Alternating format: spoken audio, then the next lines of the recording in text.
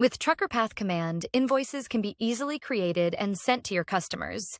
Start from the Loads tab by clicking on Dispatch, then Loads. Locate your completed load and navigate to the Financial tab.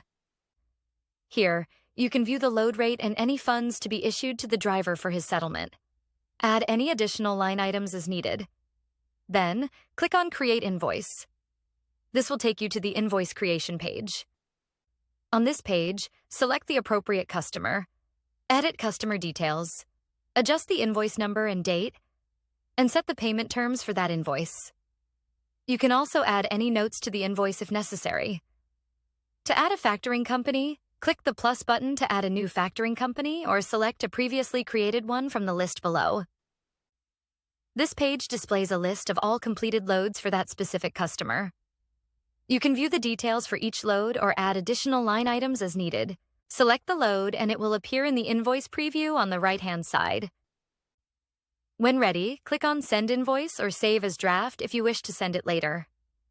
Upon clicking Send Invoice, it automatically generates a subject with the invoice number and the company name, as well as a pre-generated message notifying the company of the incoming invoice. You can CC others as needed and upload documents from your local computer or from any loads that have associated documents. These will be added to the email as an attachment. Once complete, click Send Invoice, and an email will be sent from fleetstruckerpath.com directly to the customer. For a comprehensive view of all invoices, visit the Invoice tab under Accounting.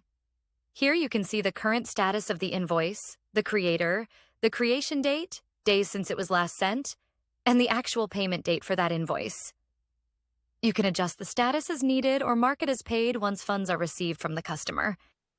You can also email this invoice again to the customer, which will generate the same page, or download it as a PDF if needed.